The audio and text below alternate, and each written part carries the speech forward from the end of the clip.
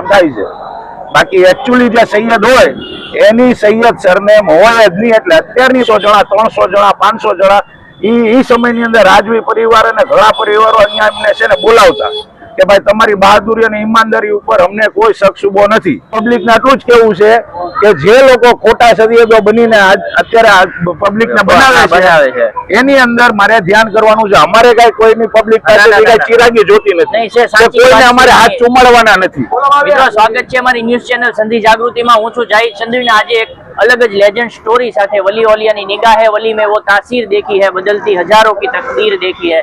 ત્યારે આજે સાંઢિયાવાડમાંથી તમે પસાર થતા હશો, તમે જોઈ હશે એક દરગાહ જે મોલા ખેલાની દરગાહ છે, પણ એમની પાછળ ઘણો બધો ઇતિહાસ છુપાયેલો છે, વર્ષો જૂની પેઢીઓ છુપાયેલી છે। તો આજે એના ઉપર આપણે નજર નાખશું। આજે એમનો મુકદ્દસ ઉર્સ છે, એ ઉર્સ નિમિત્તે તેમના જે વંશજો છે, પરંપરાગત જે છે અને તેમના પૂર્વજો તેમના વડીલોથી તેમણે શું સાંભળેલું છે, તેમની શું હિસ્ટ્રી છે, એ તમામ પ્રકારની હિસ્ટ્રી લેશું। ક્યારે એમનો ઉર્સ આવે છે, કઈ રીતે ઉર્સ મનાવવામાં આવે છે, તે દરેક પ્રકારની જે છે માહિતી તે તેમના જે પૂર્વજો છે તેમની પાસેથી લેશો। બાપુ, આપનું સ્વાગત છે અમારી ન્યૂઝ ચેનલની અંદર। હવે જો વાત કરવામાં આવે, જે આ દરગાહ છે એ કેટલા વર્ષ જૂની છે અને જે મોલા ખેલા કહેવામાં આવે છે એમની પાછળનો ઇતિહાસ શું જોડાયેલો છે? અમારા બુજુર્ગોથી અમે એવું સાંભળ્યું છે કે અમારા જે આ વંશજો છે જેમના અમે વારસદારો છીએ, એ યમનથી સેઉન ગામ છે એની અંદર મોલાખેલા નામની પહાડ બી બનાવેલો છે, જે એમને લકબ મળેલો છે। અને જ્યારથી અહીંયા આવ્યા એટલે આરબોની સાથે અહીંયા આવ્યા અને આરબ જમાત સ્થાપના કરી અને આ દરગાહની અંદર મજારની શરીફની અંદર અમારા હિસાબે આશરે બુજુર્ગોથી અમે સાંભળ્યું છે તો 150 થી 200 વર્ષ આશરે થયા છે। જે હરેક 29 રજબના દિવસે એમનો ઉર્સ મુબારક મનાવવામાં આવે છે। જ્યારે પહેલા સંદલ શરીફ કરવામાં આવે, પછી રાત્રે મિલાદ શરીફ કરશું, એ પછી બીજા દિવસે સાંજે જમાતખાનાની અંદર કુરાન ખાની થશે ઓરતોની, અને એ પછી થશે કે સાંજે નિયાઝનો પ્રોગ્રામ થશે। અને એ આવ્યા ત્યાંથી એ લોકોને આવીને જ્યારે પછી રજવાડાઓ સાથે જોઈન્ટ હતા બધા કે ભાઈ જેમની અંદર એમને બુજુર્ગોને ઇજ્જત કરવામાં આવી, એમને જગ્યા દેવામાં આવી, અને એની સનદે છે અમારી પાસે કે સરકારી અંદર કોઈ અમને કઈ તકલીફ પડે નહીં, કે જેની અંદર સનદે કરવામાં આવે છે ને અરબ જમાત સ્થાપનામાં આવી છે। અને અરબ જમાત સૌથી જૂનામાં જૂની જો ભાવનગરની અંદર હોય તો 1913 ની અંદર એની સ્થાપના કરવામાં આવી છે।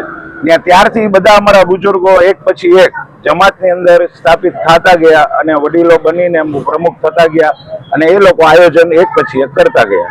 અને જો તમારે હજી જોવું હોય તો કુંભારવાડા કબ્રસ્તાનમાં જે મસ્જિદ છે એની અંદર 2 મજારો હજી એમની વંશજોની અમારા બુજુર્ગોની છે, જેમની તકતી ઉપર લખેલું છે જાફર મિયા અબ્દુર્રહમાન મિયા મોલા ખેલા, જે આમના સાહેબજાદા થાય।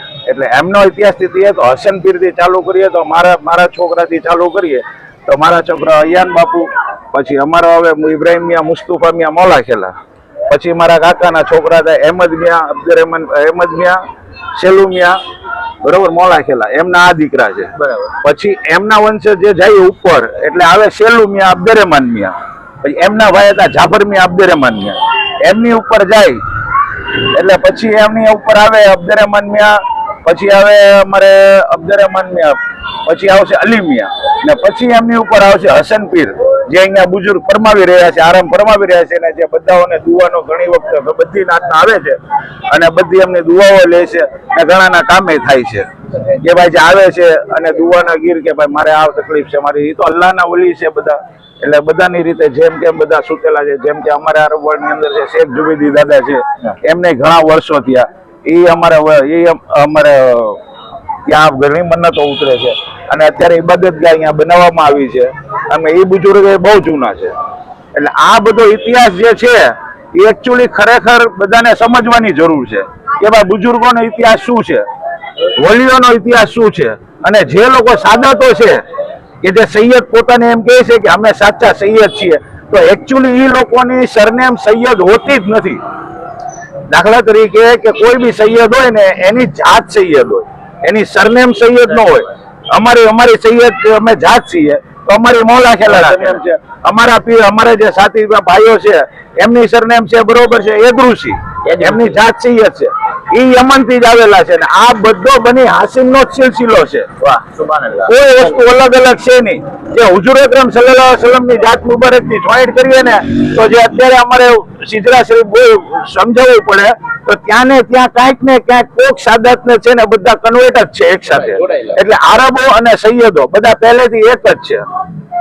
એટલે એક જ કબીલો બધાને થાય. જેમ કબીલા અલગ અલગ ડિવાઈડ થયા કે આરબોની અંદર જાનિસાર એવા થયા કે હુજુર અકરમ સલ્લલ્લાહુ અલૈહિ વસલ્લમ જાનિસારો થયા તો એમની સાથે અહીંયા હળી મળીને હિન્દુસ્તાનમાં આવ્યા અને બધું કર્યું. જેમ કે આપણે ખ્વાજા ગરીબ નવાઝ આવ્યા એટલે ત્યારથી એમની એવી જ રીતે હિન્દુસ્તાનની અંદર ઘણે ખૂણે ખાંચ કે એવા વલીઓ છે કે જેની કોઈને ખબર હોતી નથી ને જે એકચ્યુઅલી સાદાત બી છે ને ઘણા સાદાત બી નથી ને જે લોકો સૈયદ સરનેમ લગાવે છે એ સૈયદ સરનેમ એકચ્યુઅલી છે ને જે સાદાતોની ખિદમત કરતા ને કે ભાઈ વલીઓ છે દાખલા તરીકે તમે છો કે કોઈ જગ્યાએ સાદાત છે એની તમે ખિદમત કરી એટલે એ તમને ખુશ થઈને એમ કે જા બેટા આજથી તું સૈયદ અટક લગાડજે.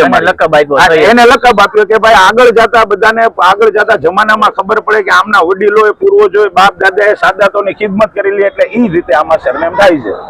બાકી એકચ્યુઅલી જે સૈયદ હોય એની સૈયદ સરનેમ હોય જ નહીં. એટલે અત્યારની પબ્લિક ને હું એટલું જ કહું છું કે જે સાદાતો ઓરિજિનલ છે એની સાથે તમે જોડાઓ અને એની ઇજ્જત કરો. જેમ કે આલા હજરત ફરમાવે છે કે સાદાતોની ઇજ્જત કરવી બેશક તાજીમ છે તમારી અને સાદાતો પછી જો ઇજ્જત કરવી તાજીમ રાખી હોય તો આરબોની છે. એટલે મારું પબ્લિક ને આટલું જ કેવું છે કે જે લોકો ખોટા સૈયદો બનીને અત્યારે પબ્લિક ને બનાવે છે એની અંદર મારે ધ્યાન કરવાનું છે. અમારે કઈ કોઈની પબ્લિક પાસે ચિરાગી જોતી નથી, કોઈને અમારે હાથ ચુમાડવાના નથી. અમારું કેવું ખાલી એટલું જ છે કે તમે જાગો અને આંખ ખોલો અને જે સાદાતો છે એને ઓળખો. બીજી બસ મારે બીજી આપણે જયારે વાત કરવામાં આવે કે અરબ સમાજ છે જે બહાદુરી, વીરતા, પરાક્રમો અને જેની ઈમાનદારી જે છે તેને લઈને ખાસ કરીને રાજવી પરિવારો દ્વારા છે જે ઇન્વાઇટ કરવામાં આવ્યા હતા તો કેટલા વર્ષો થઈ ગયા છે જે એને ઘણા વર્ષો થઈ ગયા જયારે રાજવી પરિવારની અંદર બી આવતા અને પેલા યમન થી અરબોને બોલાવવામાં આવતા. અને જો તમારે જાણવું જોઈએ તો એક કિતાબ બહાર પડી છે મર્દાને અરબ. એ તમે ઉપાડીને એનો વાંચજો એટલે તમને અરબો ને સાદાતોનો ઇતિહાસ ત્યાંથી જ ખબર પડશે. જયારે પહેલાની અંદર અરબો ની અંદર છે ને યમન થી સ્પેશિયલ બોલાવવામાં આવતા રજવાડાની અંદર કે અમારે સિપાહીને સાલારની જરૂર છે, તમે બહાદુરની જરૂર છે તો ત્યાંથી લોકો મોકલતા 200 જણા, 300 જણા, 500 જણા. એ સમયની અંદર રાજવી પરિવાર અને ઘણા પરિવારો અહીંયા એમને છે ને બોલાવતા કે ભાઈ તમારી બહાદુરી અને ઈમાનદારી ઉપર અમને કોઈ શક શુબો નથી કેમ કે એ અલ્લાહની જાતથી કોઈથી ડરતા નહીં. એટલે એમની અંદર જો તમારે ઇતિહાસ જાણવો હોય અરબોનો તો તમે મર્દાને અરબ એક કિતાબ છે એની અંદર તમે વાંચીને જોઈ શકો છો અથવા તો અત્યારે યુટ્યુબ ને ગૂગલ પે માં બધા આવે છે તમે સર્ચ કરશો તો એની અંદર બી તમે વાંચી શકશો. અને બાપુ આપનું નામ શું એ જણાવી દેજો આખું છે. તમારી પાછળ મોલા ખેલા અટક આવે છે હાલ. મારું નામ જ ઇબ્રાહિમ મિયા મુસ્તફા મિયા મોલા ખેલા. મારી સરનેમ જ ઈ છે અને આ બુજુર્ગ જે સુતા છે ને એ અમારી 8મી પેઢી છે અને અમારી 3જી પેઢી ને જે કબ્રસ્તાન ની અંદર જે મસ્જિદમાં તમે જશો એમાં જ રજાઈ મુસ્તફા એની અંદર ડાબા હાથ ઉપર જ 2 મજાર છે એમની અને એમના પપ્પાની. એટલે મારા દાદાની એમને એમના પપ્પાની એમના બાપુની. એટલે એ તમે જઈને જોઈ શકો છો જો કોઈને શક શુબા લાગતો હોય તોની વાત છે. બાકી પછી તો અવામ નું એને કામ છે. તો મિત્રો આ હતા ઇબ્રાહિમ શાહ બાપુ મોલા ખેલા, બરાબર છે. એમણે આખી હિસ્ટ્રી બતાવી, બાપુ વિશે તમને જાણકારી આપી, સૈયદો વિશે જાણકારી આપી, અરબ સમાજ વિશે જાણકારી આપી. અમે આવા જ ખાસ અલગ અલગ પ્રકારના જાગૃતિ માટે વિડીયો બનાવતા હોય છે, ન તો કોઈની માટે વિરોધ કરવા માટે બનાવતા હોય છે. અમે જે છે સચ્ચાઈ છે એ લોકોની સામે લાવવા માટે કરતા હોય છે.